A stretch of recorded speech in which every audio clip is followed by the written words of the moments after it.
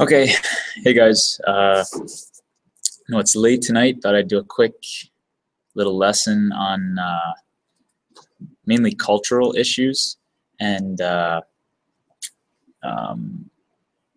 guess the issues that come up in international business when it comes to culture and differences in culture. This should help. I know activities 7 and 8 deal with a few different common mistakes and pitfalls in international business, but most of this little lesson is going to be based specifically on cultural differences. I always find this topic to be pretty fun. You can follow along in your textbook again in chapter 8, I think 8.2 is where we start. I posted a couple videos earlier tonight. They're always kind of funny. Some of the translations are funny, communication differences and things like that. Anyway, I'll let you watch some of that on your own. Let's see here. I'll share the screen.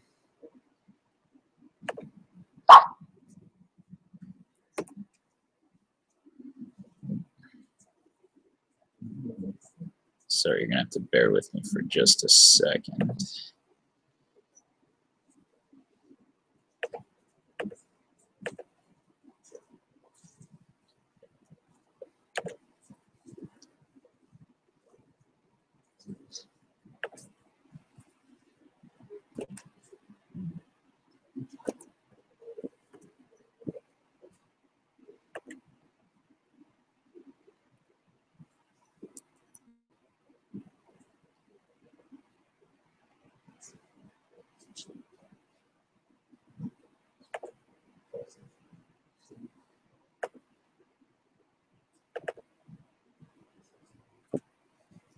Okay, there we go.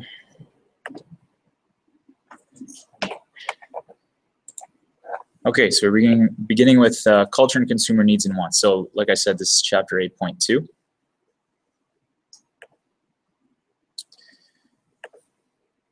Okay, so culture influences consumer purchasing worldwide. Many marketing opportunities are created, but the problem is the lack of cultural awareness and similarities and differences.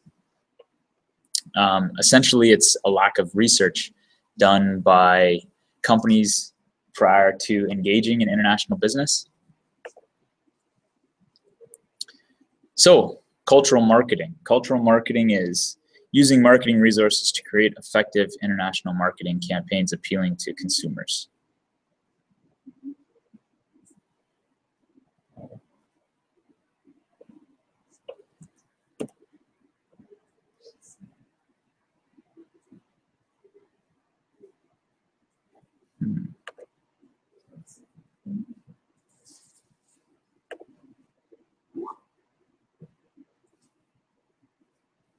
I'm just realizing you're not getting my actual presentation screen.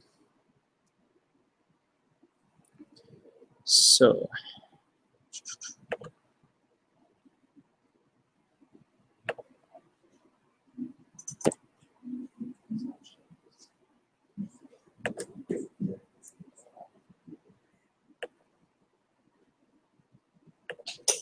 stop that and share this. Okay, there we go.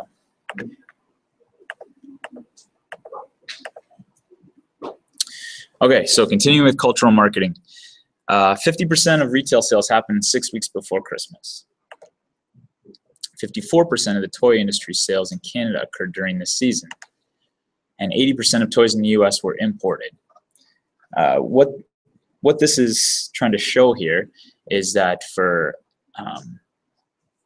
foreign marketers exporting into Canada, this is cultural marketing that they would be doing in order to reach the largest amount or largest population of the market.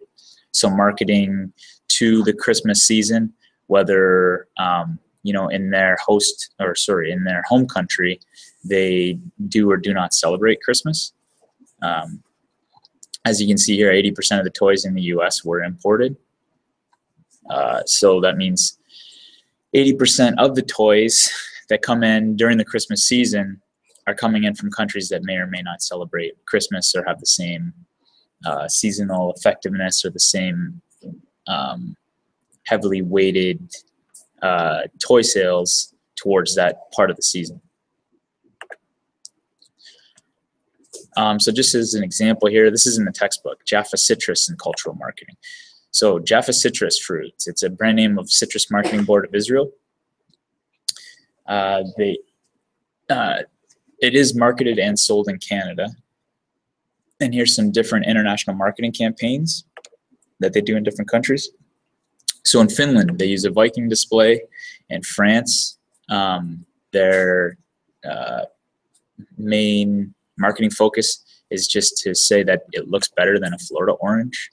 In England, they say squeeze oranges for juice, so let the juice loose. In Italy, they promote the health benefits. In Norway, they market it as a high energy food for use in sports. In Japan, they individually wrap each orange and sell for $5 each and promote them as gift-giving items. So adapting to cultural differences. Canadian manufacturers and producers need to take cultural differences into consideration in international markets.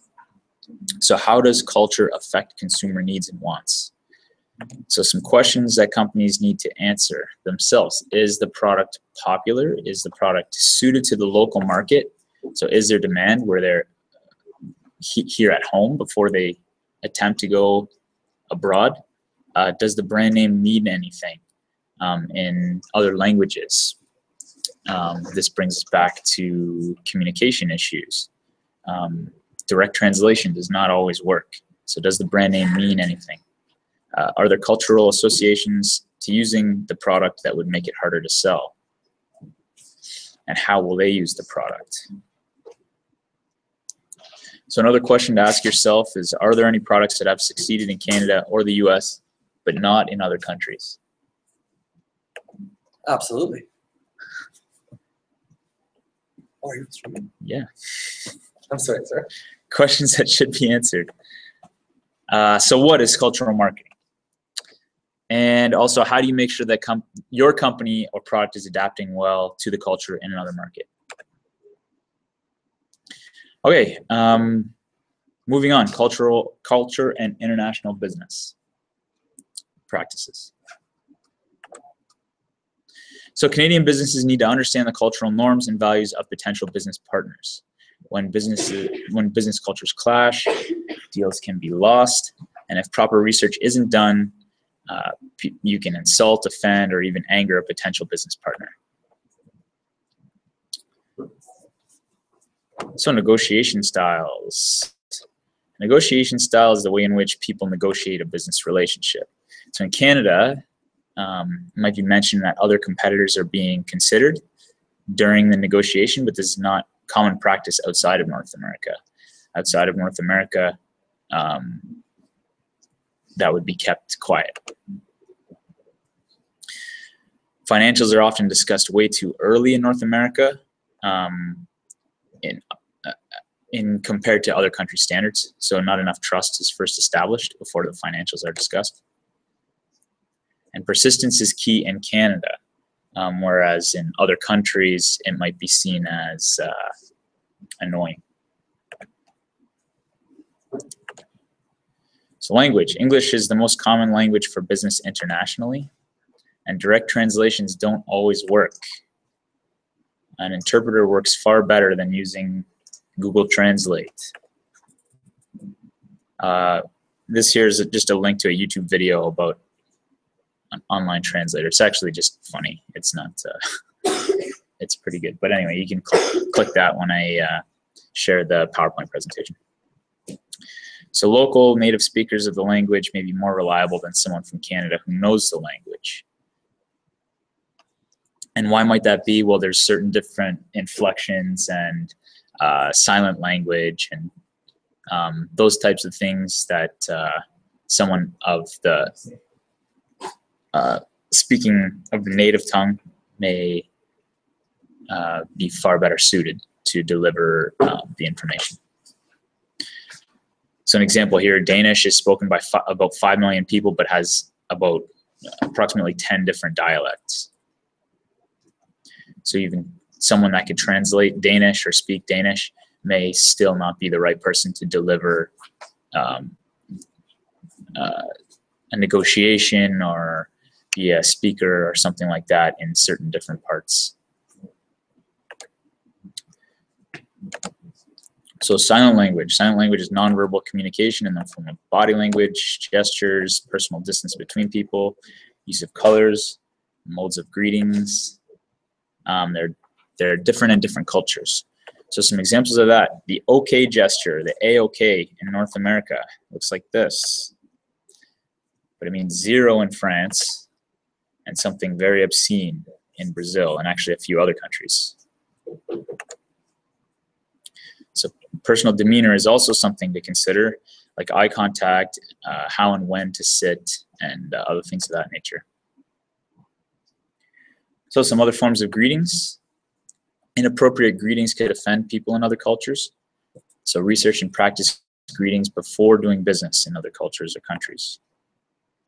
Business cards. When handing out business cards, print the card in a second language, if applicable. So on the other side when traveling, and present the card with the translated side up. Other business protocols. Business protocols, the correct or appropriate behavior, rules when meeting with officials or business people in other countries. So that includes rules for gift giving, punctuality, scheduling meetings, and business entertaining. So first, style of dress. It's different views of proper business attire in different cultures, even across Canada. For example, in Calgary, they're said to be much more formal than in Toronto. Pack at least one conservative suit and one casual outfit as well. And it's always better to dress too formally than too casually.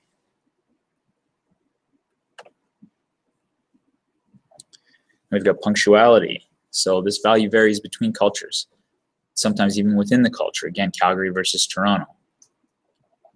Calgary punctuality is much more important than in Toronto. And why might that be? Well, I guess traffic. Brazil, 3 o'clock may mean 4 o'clock. Let's meet at 3. That 3 o'clock may be a little bit relaxed, may roll in around 4. But in Germany, 3 o'clock means 3 o'clock. So for scheduling meetings, August in France, very little business happens. So be careful that meetings aren't scheduled during siesta time. In France, 2 o'clock to 4 o'clock is considered an extended lunchtime.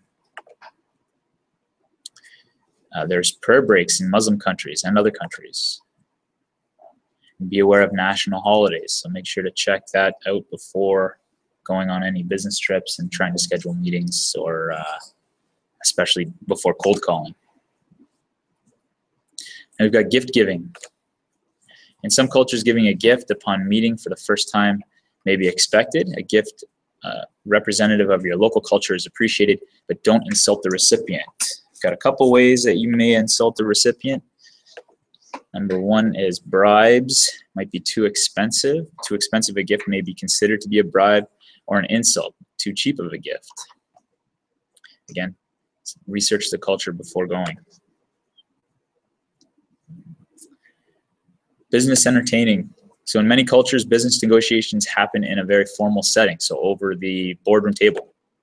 Often a social relationship must be established first before a business relationship. And rules of etiquette must be learned for the culture when eating and drinking, or other things. Now we've got employee management. So cultural rules must be learned for dealing with employees and work and managing a foreign workforce. So cultural values are incorporated into employment law of each country. It's like minimum wage or paid vacation, also healthcare, and daily time of work, and when they get their time off. Local labor laws, of course, must be investigated. And then work ethic differences, which may be due to politics or the presence of unions, etc. Okay, I did have this video here. This link actually isn't working, but that's okay. It was a little offensive anyway. And we're working on D2L, Unit 3, Activity 7, and Unit 3, Activity 8. So make sure to read through all the course content first. Remember, again, Activity 8, there's a discussion to do, a discussion activity. So read the course content, read the question, and then make sure to post to the discussion. I'll have I'm gonna have the rest of the unit due next Monday, so you're gonna have a full week on this, and then we're gonna be jumping right to Activity 10 on Wednesday. About Activity 10 is about currency conversion, and that'll be it for Unit 3. So we'll be doing a bit of a review. Probably an online quiz. I'm trying to work out how to do that like we did with the Kahoot before, but I think I found a better way to do it. And that'll be it for Unit 3, and we'll jump right into Unit 4, like I had mentioned previously. Anyway, that's it for tonight. Hope everybody had a great night.